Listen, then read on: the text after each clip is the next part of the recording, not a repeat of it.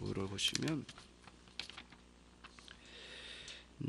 소요리 문답 제 32문 유효적인 부르심을 받은 자들은 금생에서 무슨 유익을 얻습니까?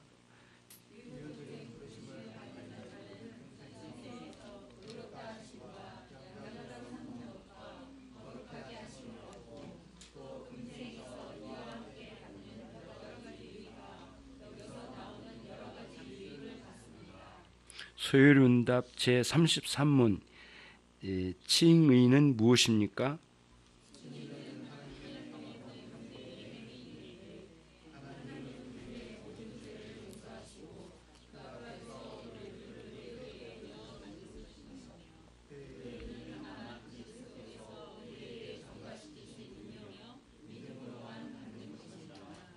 아멘. 저희 이제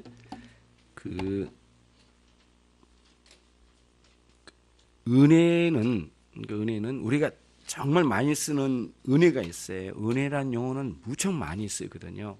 그런데 사실상 은혜를 정확하게 이해하고 받아들이는 사람들은 그리 많지는 않아요.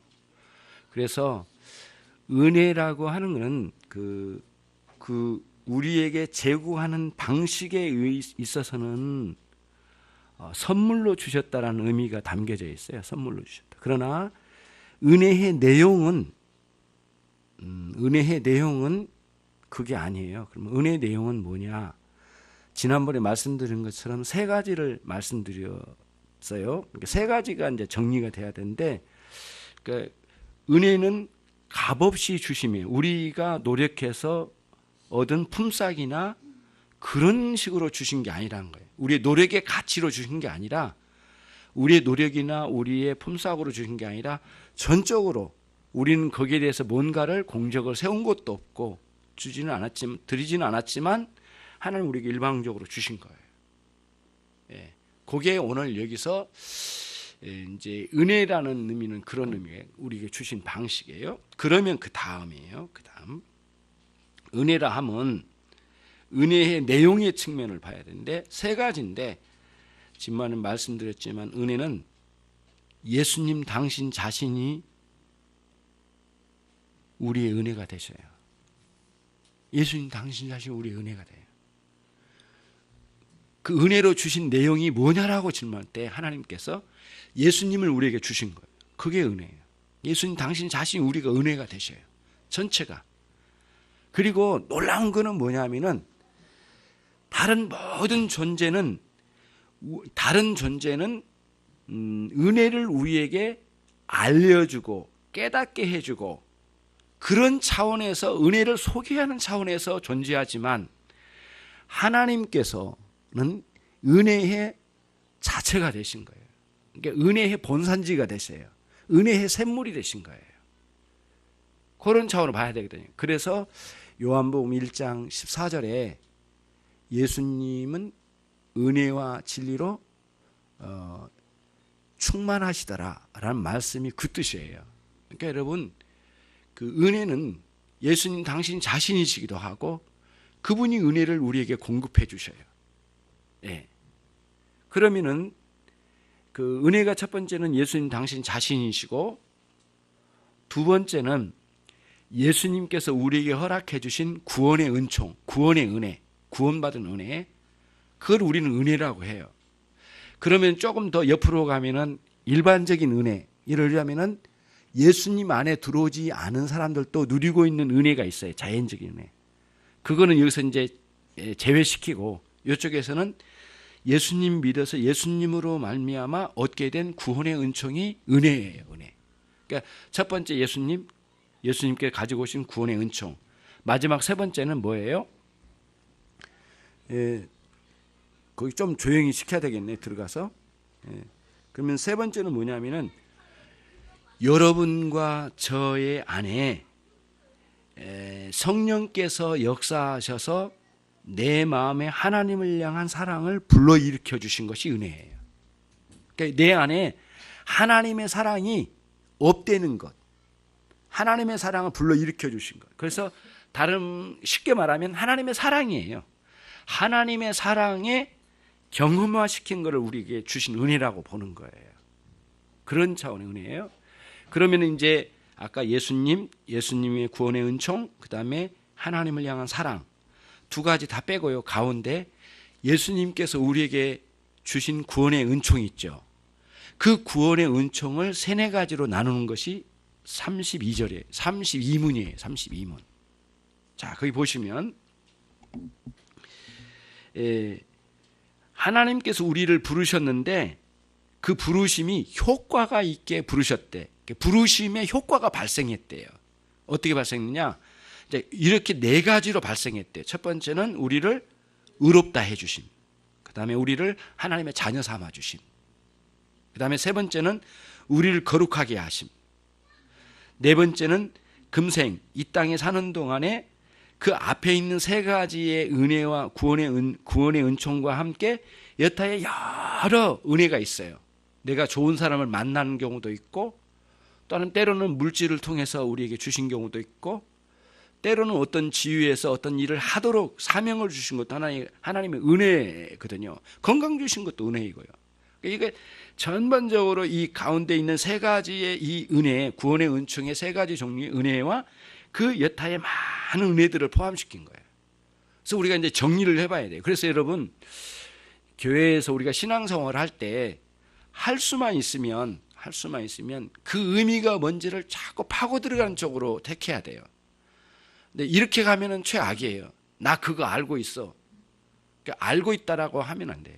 그래서 조나단 에드워즈 목사님이 이렇게 이야기를 해요. 여러분이 이신칭이 믿음으로 말미암아 의롭다 칭함을 받는다고 하는 이신칭의 교리를 여러분이 알고 있으면 더 깊이 구체적으로 알아가려고 힘쓰는 게 마땅하다. 만약에 나 그거 예수 믿고 예수 믿으면 의롭다 칭해 주시고 하나님 자녀된 거 나도 알아. 이렇게 말하지 말라는 거예요. 어디 가서.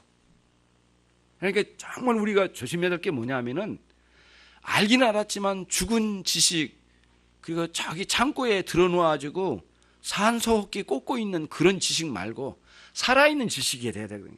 하나님을 향한 사랑이 있어야지. 하나님을 향하여 뜨겁게 섬기는 경배의 정신이 있어야지. 하나님을 그렇게 사모함이 있어야지. 어디 가서든 하나님을 그리워해야지. 그런 거 하나도 없고 나 그거 알아. 그거 알아서 어쨌다는 그게 의미가 없는 거예요. 그래서 정말 어디 가서 아는 것처럼 말하기란 위험성이, 그러니까 그 지식에 맞게끔 내가 사느냐, 그 지식에 맞게끔 내가 누리고 있느냐, 그 지식에 맞게끔 내가 정말 하나님을 경배하면서 사는가의 문제와 같이 결부되어 있기 때문에 우리가 쉽게 다 알고 있다고 말하지 말라는 거예요. 그 대신 충분히 알아가라는 거예요. 계속 깊이 알아가면은 이 알아감이 단순한 지성적인 깨달음으로만 가는 게 아니에요. 내 마음에 강력한 능력으로 역사하는 그런 경험화된 그 지식으로 다가온다는 거예요. 그런 은혜가 이렇게 있어야만 이 이신칭의 교리에 대한 깨달음이 우리의 효과가 있고 열정을 불러일으키지, 아무렇게 하나님 앞에 살려고 한 의욕도 없고 그냥 나는 믿음으로 구원받은 신자라고 하는, 남도 인정 안 해주고 주님도 인정하는데 딱 한 사람 자기만 인정하면서 그렇게 살아간다면 이거야말로 큰 사고 친 거거든요. 정말 큰 사고 친 거예요. 왜 다 아니라고 하는데 혼자만 왜 믿고 있어? 청와대에서처럼 왜 혼자만 믿고 있냐? 그러면 안 되잖아요. 왜 늘 나와 사는 말이 너무 선한 뜻으로, 너무 선한 계획으로 그런 재단을 만들었대. 다른 사람 다 아는데 이제 끝까지 그 상황에 있어요. 머물러 있어요. 그러니까 그거는 여러분, 솔직히 기독교 관점으로 보면 무지는 죄악이에요. 무지는 죄악이거든요. 무슨 뜻이냐면 우리가 공부를 많이 못해서 죄악이다 그 뜻 아니에요. 하나님을 모르고 있는 게 죄악이에요. 죄악과 무지와 뗄 수가 없어요. 항상 같이 있어요. 그러니까 죄악 그 속에는 무지가 있어요. 하나님 모르는 게 있어. 그러니까 죄가 뭔지 이런 게 하는데 아무것도 몰라. 수천억을 빼먹었는데도 몰라. 그리고 그게 참 선한 뜻이래. 이렇게 무지한 상황으로 가버리니까 도저히 맡겨서는 안 돼. 그럼 너 혼자 선해. 우리는 감옥서 보낼 테니까. 요거거든요. 그러니까 안 되는 거예요. 그러니까 기독교 신앙에서도 자기만 인정해버리면 안 돼. 뭔가를 인정돼야 되거든요. 이게 안 되는 거예요. 그래서 야고보서 선생님이 이야기하는 게 그거예요. 이제 여기 야고보서 2장 20 여기에는 제가 써놨거든요. 어디 있냐면은 2장 24절인가 있었어요. 여기 있네. 중간쯤 보시면 두꺼운 글씨로 사람이 행함으로 의롭다 하심을 받고 믿음으로만 아니니라. 예. 사람이 행함으로 의롭다 하심을 받았다. 그러면 이렇게 행함으로 의롭다 하심을 받고 살아야 되는데 그 믿음으로만, 여기서 말한 건 이렇게 읽어야 됩니다. 사람이 믿음과 믿음의 행함으로 의롭다 하심을 받느니라. 그 다음에 단지 행함은 없고 믿음으로만 의로움을 받을 수 없느니라. 이렇게 읽어야 돼요. 원래 내용이 그거예요. 그거를 정확히 풀었으면. 야고보 선생님은 그거예요. 이제 그 로마서나 다른 말씀 속에서는 오직 믿음으로 말미암아 의롭다 하심을 얻느니라. 행함으로는 아니라 딱 잘랐거든요.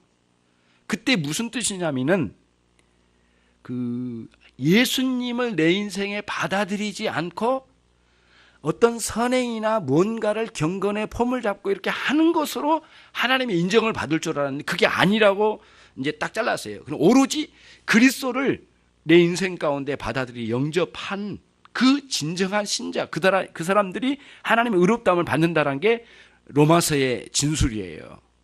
근데 야고보 선생님은 반대로 치고 가는 거예요. 예. 사람들이 그런 거예요. 딱 그렇게 해서 예수님 받아들였다, 믿는다. 근데 행함은 없는 거예요. 그래서 야고보 선생님이 이거 딱 터놓고 이야기를 한 거예요. 그러냐? 너 믿음으로 구원을 얻어 칭함을 받았느냐? 그러면 너의 삶이 왜 이렇게 됐느냐? 진정한 믿음은 삶이 있다. 열매가 있다. 너는 없지 않느냐? 행함이 없지 않느냐? 그래서 너는 순종이 없지 않느냐? 그러니까 순종 없는 것은 믿음 없는 거고, 믿음 없는 것은 의롭다 칭함 못 받는 거고, 의롭다 칭함 너는 그리스도인이 아니야. 이렇게 딱 거꾸로 나가는 거예요. 그러니까 야고보 선생님의 말씀과 이 로마서의 말씀이 이렇게 부딪히는 게 아니에요. 하나의 진술을 이쪽에서 가냐 이쪽에서 간 거야 뿐이에요. 그러면 이제 두 개를 합하면은 이제 이런 내용이 나오는 거예요. 참된 믿음은 반드시 거룩한 삶이 따라와요. 거룩한 삶이 안 따라오면 참된 믿음이 아니에요. 그러면 여러분 너무 서운하게 해도 너무 하시네. 내가 몇십 년 동안 교회를 다니면서 좀 삶은 좀 덜 바뀌고 그런 것 같지만 그래도 난 믿고 있는데, 그러니까 제가 이제 이 말씀을 드리면서 충격이 되는 거예요. 여러분을 흔들어 놓지 않고 여러분의 신앙의 요람에다가 잘 보관해가지고 다른 공기도 못 들어가게 하고 모기도 못 들어가게 하고 잘 보관해가지고 움직이지도 않게 만들어 놓은 그런 교회는 교회가 아니에요. 교회다운 교회가 아니에요. 한 번쯤은 뚜껑을 열고 확 제껴놓고 광야에다 던져놓고 흔들어 깨워버려야 되거든요. 그러니까 오늘 행함이 없는 믿음은 믿음이 아니니라, 이렇게 어떤 강한 충격요법을 쓴 거예요. 그래서 진짜 믿음이 있었는데 행함이 충분하지 못한 사람은 깨어나는 거예요. 야, 내가 정말 부끄럽다. 그리고 이런 사람도 있을 거예요. 난 믿는 줄 알았더니 사실은 믿음이 없는데, 행함도 없었고 믿음이 없는데, 순종도 없고 진짜 믿음이 없는데 믿는 줄 알았어요. 그냥 믿는 이게 믿음인 줄 알았어. 그런 사람들은 흔들어 깨워가지고 진짜 자기가 믿음 안에 있지 않았다는 것을 알게 해주는 강한 요법이에요. 이렇게 해야 되거든요. 그래야 되거든요. 그래서 근본부터 근본부터 이게 치료해야 되거든요. 의사 선생님이 두 가지로 치료한답니다. 하나는 대증요법. 대증요법이래요. 대증요법이 뭐냐? 그 어떤 그 증상이 병이 증상이 나요. 그러면은 그 증상을 잡아야 되잖아요. 우선 39도 40도로 올라가면 빨리 증상을 잡아야 되거든요. 그러니까 대증요 그 증상을 잡는 요법이 하나 있고 또 근원적인 치료 요법이 있대요. 이 증상을 만들어내는 병의 원인을 제거하는 거예요. 근데 우리는 두 가지를 잘 생각해 봐야 된다는 거예요. 의사 선생님은 두 가지 다 생각한다는 거예요. 그런 것처럼 우리들이 근원적으로 진짜 믿음이 있는가 이 부분을 살펴봐야 된다는 거예요. 그게 없는지 있는지를 봐야 된다는 거죠. 그래서 여기에 32문에서 하나님이 여러분들을 부르셨어요. 하나님의 나라로 콜링을 하셨어요. 콜링 하셨는데 예수님 믿어 구원에 이르렀어요. 근데 그 안에 어떤 유익이 어떤 축복된 그 은혜가 있는지 첫 번째는 여러분을 의롭다고 하나님 여겨주신 거예요. 그러니까 그렇게 여겨주신 거예요. 그러니까 항상 여러분들은 하나님의 그 도덕적 성품이 다양하게 있으셔요. 예. 예. 하나님의 사랑하심, 그 인자하심, 긍휼이 충만하심, 하나님의 그 도덕적 성품이 있는데요. 이런 그 의로우심, 근데 그런 사랑과 의로우심이 정확하게 조화를 이루어서 완벽한 조화를 이루신 상태가 하나님의 완전한 거룩하심이래요. 그럼 우리 성도가 거룩해진다라고 한 건 뭐냐? 하나님의 거룩하심 앞에 조금씩 다가가는 거래요. 이게 우리 거룩함이에요. 근데 어떤 사람이 하나님만큼 거룩해질 수 있겠느냐? 그건 가당치도 않는 일이에요. 그건 말이 안 되는 거고 계속 하나님을 닮아가는 거예요. 근데 다 닮기 전에 닮을 수도 없고 그렇게 가다가 우리를 끝내주셔요. 이제 그만해라. 그리고 너는 이제 쉬어라. 그리고 하늘나라 우리가 불러가신 거거든요. 그러니까 일생은 예수님 만나서 예수님과 함께 예수님 닮아가고 우리 하나님을 향한 그 거룩하심을 닮아가는 쪽에 이제 있는 거예요. 예. 그러면서 점검을 한 거거든요. 그러니까 여러분이 신앙생활을 했다고 하지만 저와 여러분은 끝없이 이렇게 충격을 받아야 돼요. 한 번쯤 말씀에 타격을 받아야 되지 안일하게 나는 신앙생활 잘하고 있어라고 한 사람처럼 위험한 사람 없어요. 예. 그러니까 건강에 자만한 사람처럼 어리석은 사람이 없듯이 자기 신앙에 대해서 자만한 사람처럼 어리석은 사람이 없어요. 정말 어리석은 짓이에요. 그러니까 항상 겸손이 이제 나오는 거죠. 예. 그래야 되거든요. 여러분을 받아들이셔요. 여러분을 받아들이신데 받아들이려면은 하나님의 거룩하심에 어울린 상태로 만들어서 받아들이시지 여러분이 식사할 때 더러운 그릇에다가 우리 음식을 담아서 먹지 않은 것처럼 하나님도 우리를 더럽고 추한 가운데 놔둔 상태로 우리를 데려가시지 않으셔요. 그거를 근원적으로 그럴 수가 없어요. 그건 어디서 확인하냐면은 여러분 안에 하나님의 사랑이 충만한 그 은혜를 누려요. 그런데 여러분이 혹시 뭔가 누구와 큰 문제가 돼서 다퉜어요. 예를 들면은 집에 가서나 어디서 다퉜어요. 그러면 순식간에 그 은혜가 확 사그라들어요. 사람들은 그 은혜가 약하고 무슨 하나님의 은혜가 무슨 거물줄이냐 이렇게 자꾸 끊어지고 희미하게 갑자기 없어져. 그렇게 생각한 쪽을 많이 택해요. 왜 그런 줄 아세요? 자기의 불결함을 숨기고 하나님의 은혜는 약하다라고 한 쪽에다가 생각을 해버려요. 그리고는 자기는 변명하는 거예요. 근데 하나님 왜 그렇게 그 충만한 은혜를 어느 순간에 다툼 속에 확 사라지게 하셨는가? 뭐냐면은 거룩하지 않은 그릇에는 이 은혜가 담겨질 수가 없어요. 그러니까 죄, 불순종, 이 불결함 속에는 은혜가 담겨지지 않아. 그러니까 불결한 그릇에 음식을 넣어서 먹지 않는 것처럼 하나님도 불결한 그릇에 당신의 은혜를 두지 않으셔요. 그러니까 은혜가 약해서가 아니라 이 불결함과 이 은혜가 같이 있을 수 없어서 그거를 거둬가셔요. 성령님께서. 그래서 은혜가 빠진 거예요. 예. 그거를 봐야 되는데 자꾸 당신 때문에 내가 은혜가 없어. 자꾸 당신 때문에 내가 은혜를 이렇게 많이 받아왔는데, 은혜 받고 왔는데 당신 때문에 한순간에 날아간 것 같아. 나 당신만 없으면 나 진짜 천국처럼 살 것 같은데, 이렇게 하는데 그건 아니에요. 예, 그게 아니에요. 그러니까 그렇게만 보면은 자꾸 자기를 변명하려고 그래요. 아담의 근성이 있잖아요. 자꾸 변명해. 당신이 보내준 그 여자로 말미암아 내가 따먹었어. 문제는 당신께 있는 것 같은데 말을 그것까지는 못했지만 사실은 거기에 마음이 있는 거죠. 그래서 항상 은혜가 이렇게 있는 거죠. 그래서 하나님 우리를 의롭다 칭해 주신 이유는 뭐냐면 괜히 하신 게 아니에요. 하나님 안으로 우리를 이렇게 데려가시려고, 하나님 가까이 하시려고 의롭다고 칭해 주신 거예요.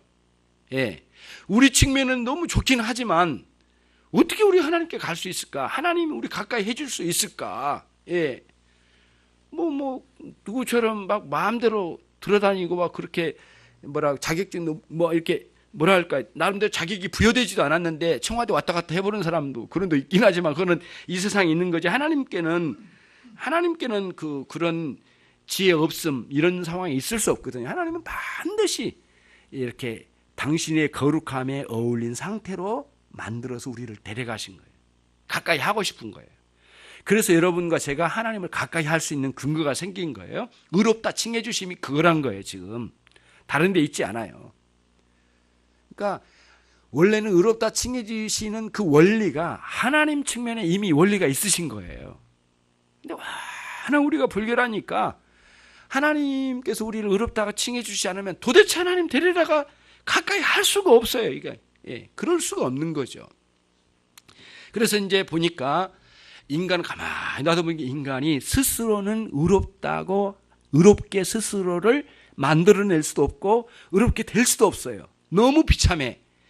그래서 우리 존재의 전반을 봤더니 다 타락했어. 그래서 전적 타락, 다 썩어서 전적 부패, 그런 거거든요. 펠라기우스는 그게 반대했어요. 반기를 들었어요. 아니, 많이 썩고 많이 더러워졌지만 조금은 의로운 게 좀 있어요. 그러니까 요거 가지고 우리 살려보자고. 그러면서 펠라기우스가 가지고 있는 게 뭐냐면은 사실은 정확히 말하면 하나님 없이도 예수님 없이도 우리가 훌륭한 사람, 하나님이 인정해 줄 수 있는 사람이 될 수 있어. 요게 펠라기우스가 가지고 있는 그런 사상이거든요. 그거는 이 세상에서 가지고 있는 거고 자유주의 신학자들이 가지고 있는 거고 알미니언주의자 다 가지고 있는 그런 내용들이에요. 그러니까 예수님이 그렇게 필요치 않아요. 그냥 우리 인생의 도움자 정도, 조력자 정도만 인정해 주자.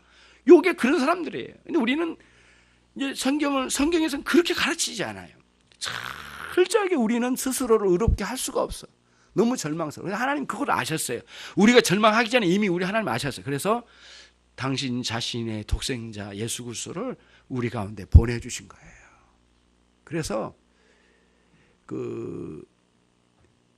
뭐랄까요?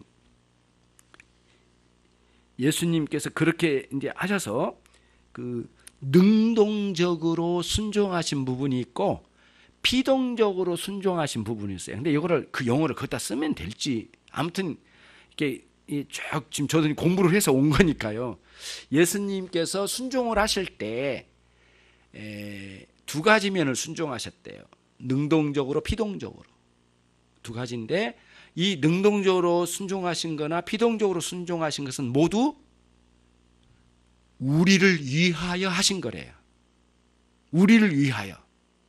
그래서 예수님은 당신 자신 안에 근본적으로 의로우심이 있으신 분이에요. 의로움이 없이 오신 게 아니에요. 완전히 의로우신 분이 하나님의 아들이신데요. 완전히 의로우신, 근본적으로 존재 자체가 의로우신 분이지만 우리를 위해서 이 땅에서 두 가지 면의 의로움을 우리 가운데 발생시켜 준 거예요. 보여주신 거예요. 이루어주신 거예요.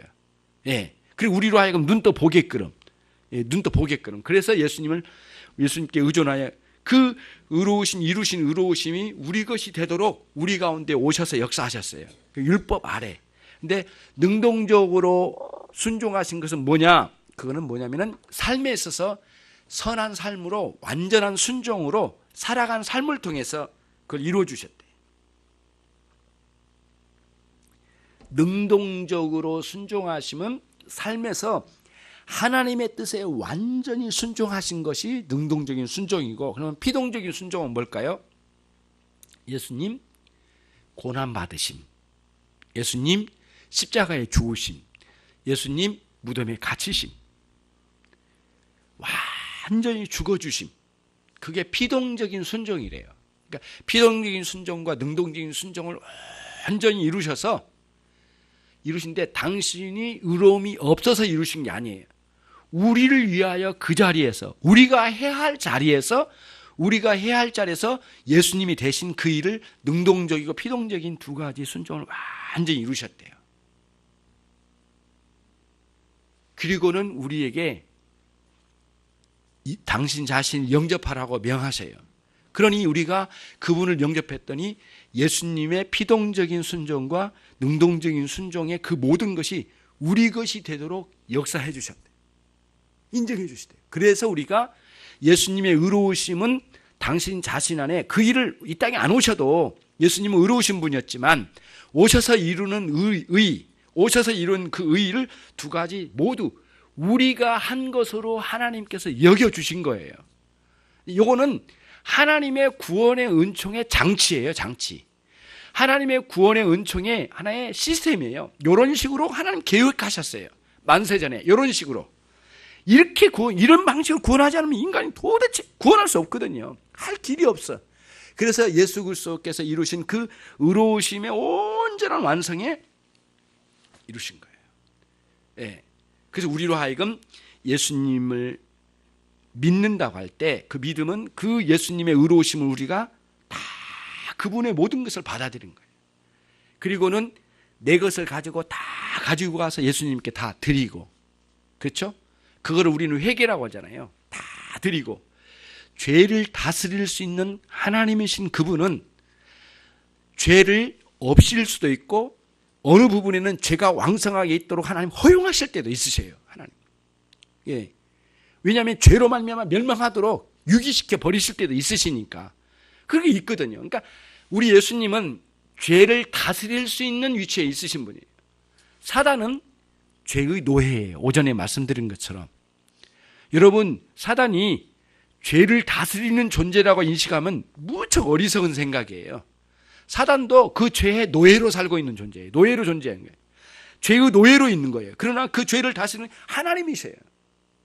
그래서 예수님이 오셔서 그거를 명확하게 메시지로 전하는 게 뭐냐면은 내가 너의 죄를 어떻게 했다고요? 사했느니라. 예수님 당신 자신이 죄를 어떻게 하실 줄 다스릴 수 있는 능력이 있다는 것을 그거를 메시지로 전해주신 거예요. 그래서 여러분과 저는 이런 문제에 있어서 이렇게 의롭다 칭해 주신 이 부분을 오늘 공부하거든요. 양자로 삼아 주신 건 다음 주에 할 것 같아요. 그래서 이제 33절에 들어오니까 칭의는 하나님의 값없이 베풀어 주신 은혜의 하나님 행위다. 인간의 행위가 아니다. 하나님의 행위다라고 이렇게 첫 번째가 나와요. 그렇죠? 그러니까 하나님께서 당신의 주권적인, 당신의 주도적인 주권적인 그 역사로 말미암아서 그 우리에게 이렇게 선물로 주신 거예요. 당신 자신을 우리에게 선물로 주셨어요. 일방적인 선물로 주신 것과 같이 주셨어요. 값없는 은혜로 주신 거니까 우리를 의롭다고 칭해 주신 것은 그렇게 주셨대요. 그러니까 여러분과 제가 경건 생활을 잘해서 뭔가를 선행을 많이 해서 신앙생활 잘해서 그거를 기초로 우리를 의롭다고 칭해 주신 게 아니에요. 우리는 이미 하나님 예수님께서 그럴 만한 가치가 없는 사람이었단 말이에요. 그러니까 이제 우리가 공부를 하면 어디 부분에 이제 나왔냐면은 로마서 4장 5절로 한번 가보겠습니다.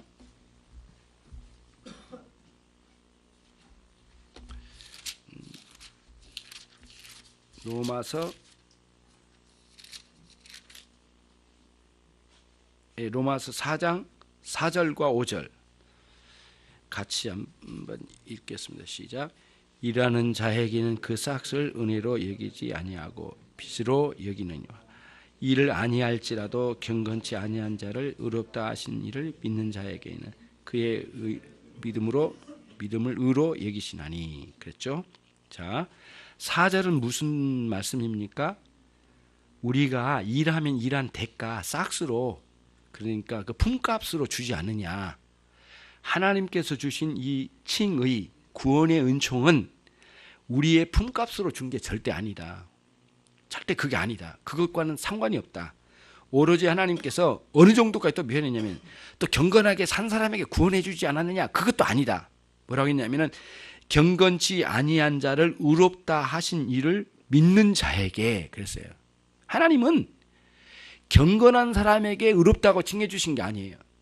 경건치 않은 자를 의롭다고 칭해 주심이 하나님의 하나님의 방식이었어요. 은혜의 방식이에요. 예. 그래서 내가 뭔가를 잘했으니까 이렇게 하는 게 아니라 그러죠. 그러면 이제 순서를 바꿔야 돼. 이제 어떻게 되냐? 경건치도 않고 훌륭하지도 않고 뭔가 한 일도 없어. 그런데 우리를 하나님 은혜를 베풀어 주셔서 우리를 구원에 이끌어 주셨어요. 하나님의 전적인 역사예요. 일방적인 하나님의 은혜의 역사예요. 그 다음의 문제예요. 그 은혜를 제대로 알게 되면, 그 은혜를 제대로 경험한 사람은 경건 생활도 가고 노력도 하고 선행도 하고 하나님께 해요. 근데 그때 나를 잘 봐주십시오 하고 하는 게 아니에요. 뭐예요? 이미 나에게 은혜 주신 것을 감사의 반응으로 하는 거예요.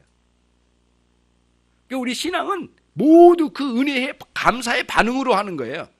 그리고 우리 지금 활동들은 그러거든요. 은혜의 반응으로 온 거예요, 여기. 조금이라도 뭐가 은혜가 있어야 오죠. 그런 개념으로 생각해야 되거든요. 그러니까 여러분, 감사함도 그렇고 우리가 헌신한 것도 많은 모든 게, 하나님 모든 게 감사해.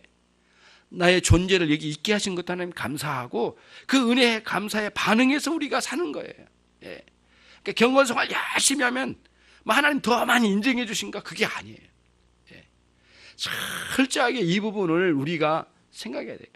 자꾸 우리는 품삯을 받으려고 한 쪽에다가 많이 생각을 둬요. 하나님 앞에 품삯을 달라고 하면 안 돼. 그렇잖아요. 하나님 일방적인 은혜이셔요. 그 은혜로 따라서 우리가 열심히 일하고 하나님 영광 돌리고 하나님 찬양하고 예배하는 거예요. 예. 그래서 여러분, 하이델베르그 교리문답을 공부하면은 뭐 자세히 안 들어가더라도 하이델베르그 교리문답이 딱 두 토막으로 딱 냈어요. 앞에는 하나님을 믿는 참된 지식이 뭔지, 그 다음에 뒤로 딱 가면은 그 하나님의 은혜에 감사, 찬양, 반응한 게 뭐냐, 이렇게 나왔어요. 그러니까 하이델베르그는 딱 그 두 가지로 나눠요. 예.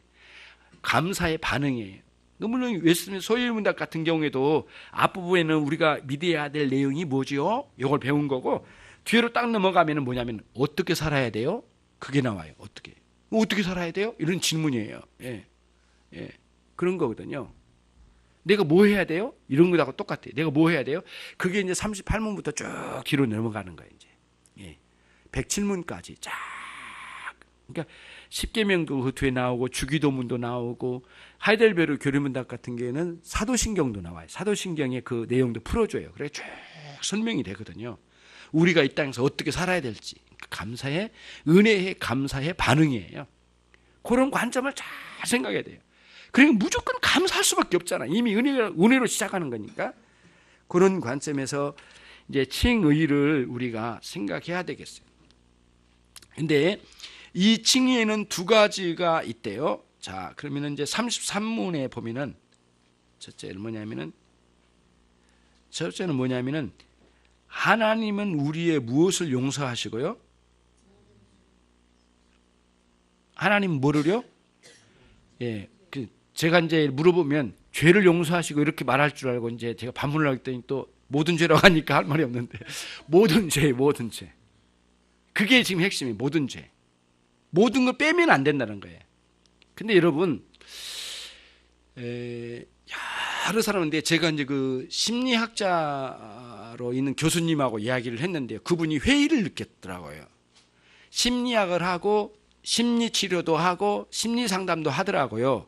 근데 거기서 자기가 뭐를 발견했냐면은 근본적인 인간이 변화되지 않는 것을 느낀 거예요. 그래서 어떻게 해야 될지 엄청나게 당황하시더라고요. 그러면서 저한테 물었어요. 이렇게 심리치료를 해가지고 변화가 됐는데 원래 자리에 또 들어가는 걸 많이 봤대요. 그래서 어떻게 해야 되냐. 이제 그럼 뭐가 문제인가라고 하는 질문을 했는데 저는 이제 거기에 대한 답을 좀 생뚱맞게 죄사함의 은총의 문제인 것 같아요. 이렇게 했어요. 근데 그분이 나는 바빠가지고 그 말하고 그냥 와버렸거든요. 그래서 엄청나게 고민을 한 거예요. 죄사함의 은총? 죄사함의 은혜? 이게 없어서? 죄사함의 은혜가 없어서? 죄사함의 은혜가 근본적인 문제야? 이렇게 고민을 했더라고요. 근데 이분이 온통이 이제 책자를 찾아보고 이제 기독교 서적을 찾아보고 딱 했는데 그 말이 맞더라는 거예요. 결국에는 너무너무 내면이 망가진 건 뭐냐면은 하나님의 용서의 은혜로 새롭게 사람이 씻어지지 않는 이상 근본적인 변화는 없더래요. 심리치료에 상당히 효과가 있는데 근원적인 변화는 없더라는 거예요. 그러니까 하나님의 용서의 은혜를 누리는 사람들이 가장 건강한 심리를 가지고 있어요. 용서의 은혜를 가진 사람이 영혼의 변화도 있고 그 다음에 마음, 영혼의 활동이라고 하는 심리, 영혼의 활동이라고 하는 마음의 변화가 있기 시작한 거거든요. 그러니까 이런 측면으로 보는 거예요. 그래서 오늘날 많은 사람들이 정신적으로 심리적으로 고통을 당한 사람들이 근원적으로 뭐가 없어요. 하나가 빠진 거야. 하나님의 용서의 은혜가 빠진 상태. 무척 불안해요. 혼돈이 많아요. 흔들려요. 용서의 은혜를 받으면 그동안의 상처, 막 수많은 상처들이 하나님의 용서의 은혜가 확 덮었을 때 이것들이 이제 치료되어지는 놀라운 역사가 있거든요. 그런 거를 핵심으로 들어가면 와 정말 놀라워요.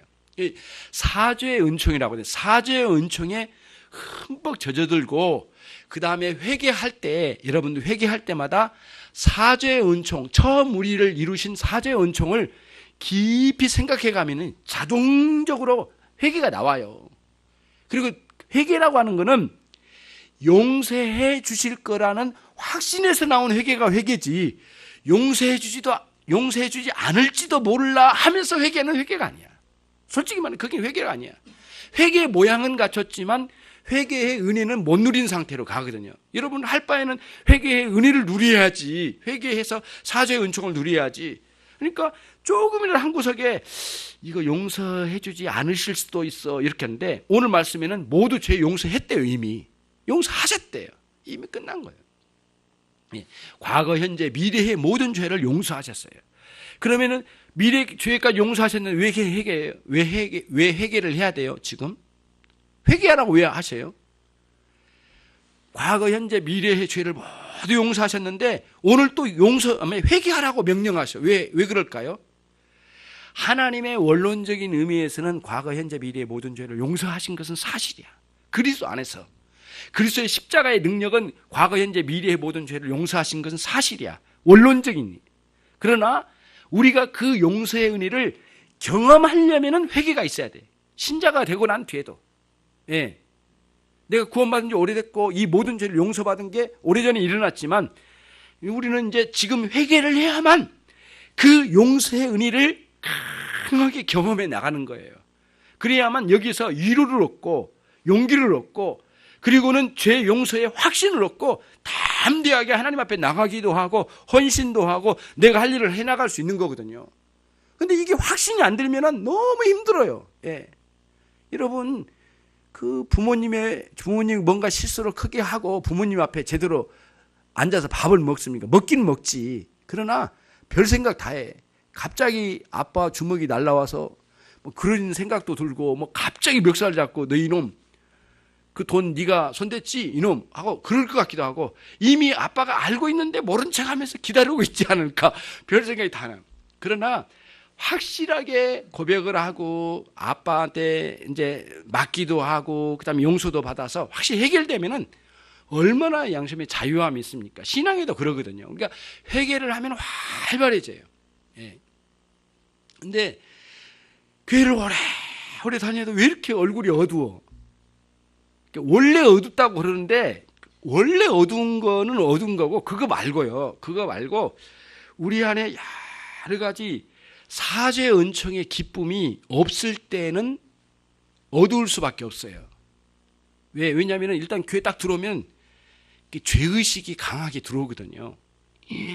맨날 죄에 대해서 이야기하지, 뭐 계속 죄에 대해서 나오지, 뭐 성경 열기만 하면 다 죄지, 막 그러니까 이게 내가 뚜렷하게 뭘 잘못했는지도 모르면서도 짓눌려요. 그러나 사죄의 은혜를, 회개를 통하여 사죄의 은혜를 충분히 누린 사람은 너무너무 기뻐요. 그런데도 완전하지 않고 내가 죄가 없다고 그런 식으로 나가지도 않아요. 죄 있긴 있지만 내 안에는 죄가 있고 죄의 바탕을 가지고 있지만 결국에는 하나님이 내게 용서해 주셨다는 확신이 내 안에 들어올 때 이게는 엄청난 기쁨이 있어요. 그러니까 자꾸 다른 데서 찾으면 안 돼요.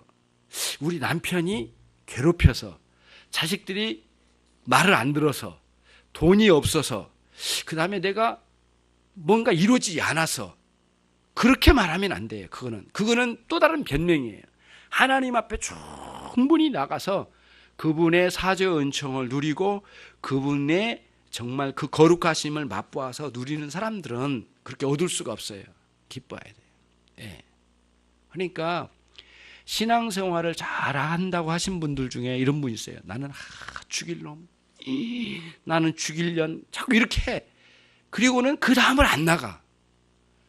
예수님은 용서하신다고 하는데 용서 필요 없어요. 좀 나 더 잡아야 될 것 같아. 이 나쁜 놈은 또 더 때리잡아야 돼. 그래서 자꾸 자책만 해.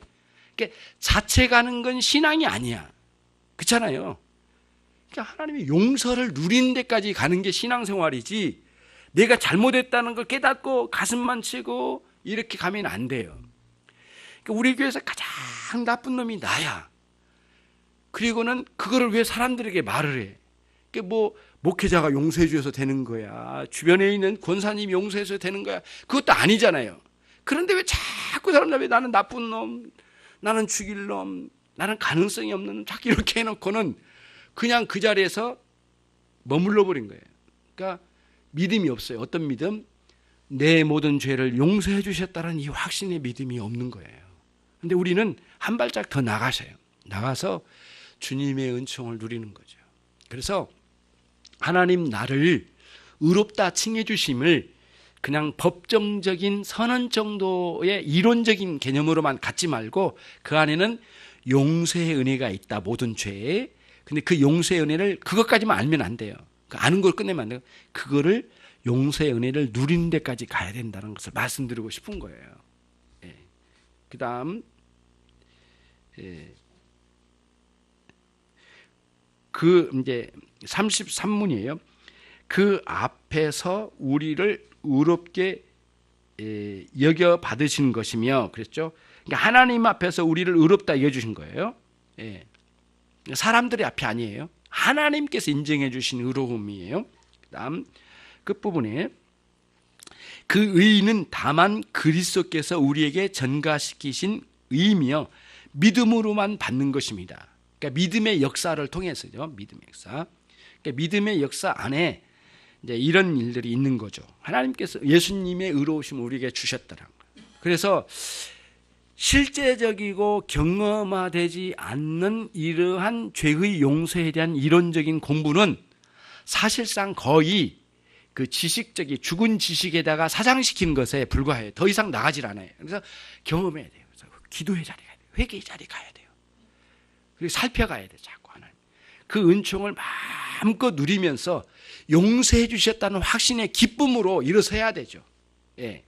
근데 우리는 이 중요한 이 내용은 다 빼고 환경 탓, 상황 탓, 남의 탓, 부모 탓, 자기 실력 탓, 그 다음에 자기가 공부 많이 못한 것, 뭐 이런 것에다가 다 밀어놔. 그 정작 진짜 중요한 하나님으로부터 용서의 은혜를 못 누린 것은 쏙 빼버리고 수만 가지를 늘어놓고 거기에 대해서 그냥 헤매고 돌아다니. 이번 주는 이거, 다음 주는 이거 돌아다니다가 세월 다 까먹어요. 이런 거를 쓸데없어요. 그걸 다 정리하고 하나님의 용서의 은혜가 무엇인지를 깊이 알아가고 그 은혜를 누리는 그런 여러분과 제가 돼야 돼요. 여러분 조금은 좀 이상하지 않아요? 왜 예수님이 치료해 주신 사람은 아주 극단적인 병에 든 사람만 왜 치료해 주실까? 이런 의아심이 좀 들지 않아요? 뭐 감기 같은 건 치료 안 해주셨나? 이런 생각이 안 들어요, 여러분. 보면은 뭐냐면은 모든 이게 예수님이 이렇게 치료해 주실 때 그 당시에 스스로는 치료할 수 없는 상황이라는 것에 만난 거예요. 그게 절망이죠. 완전히 포기 상태예요. 이걸 왜 그걸 이렇게 등장시켜서 하셨을까요? 여러분과 저는 스스로를 이렇게 의롭게 만들 수 없는 절망적인 존재라는 걸 말씀하고 싶으신 거예요. 이 메시지가 강하게 들어있어요. 그러니까 예수님은 가는 곳마다 병을 치료하시고는 뭐라고 말씀하냐면은 병을 나았다는 말씀도 하실 때가 있긴 했지만 대부분은 뭐라고 하냐면은 이렇게 치료를 하시면서 너의 죄를 내가 사했느니라. 너의 믿음이 너를 구원하였느니라. 이렇게 말씀하셔요. 믿음을 주셔놓고는 믿음이 너의 것이다 하고 그 믿음이 너를 구원하였느니라. 이렇게 말씀하셔요. 그러니까 여기서 우리를 죄를 사해 주신 것도 의로움도 예수님이 주신 의로움인데 너의 의로움이다 이렇게 칭해 주신다니까요. 이제는 더 이상 예수님의 의로우심을 우리에게 주셔놓고는 우리의 의로움으로 여겨주신 거예요. 이게 떨어져 나갈 수가 없는 상황으로 주신 거예요. 여러분과 제가 오늘 죄사함의 은총을 중심으로 여기에 전체적인 의롭다고 칭해 주신 그 의미를 통해서 죄사함의 은총까지를 왔습니다. 여러분들이 정말 풍성하게 누려야 될 것은 뭐냐면은 죄사함의 은총에 대한 풍성한 누림이 회개를 통해서 충만하게 누리고 그리고는 믿음 생활에 충만한 역동적인 삶으로 나가야 된다는 거예요. 그때서야 행함이 있는 믿음이 되는 거죠. 다시 말하면 순종할 수 있는 믿음의 이 역사가 일어나게 되는 것이에요. 자, 기도하겠습니다.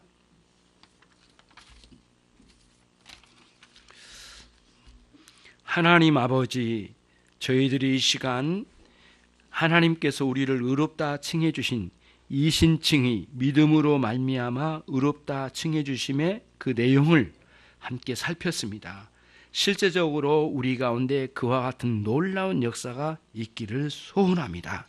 하나님 도우시고 역사하셔서 정말 저희들이 한 주간 동안도 사죄의 은총의 풍성함을 누려 살아갈 수 있는 저희 모두가 되게 해 주옵소서. 하나님께서 원론적으로 모든 죄를 용서해 주셨지만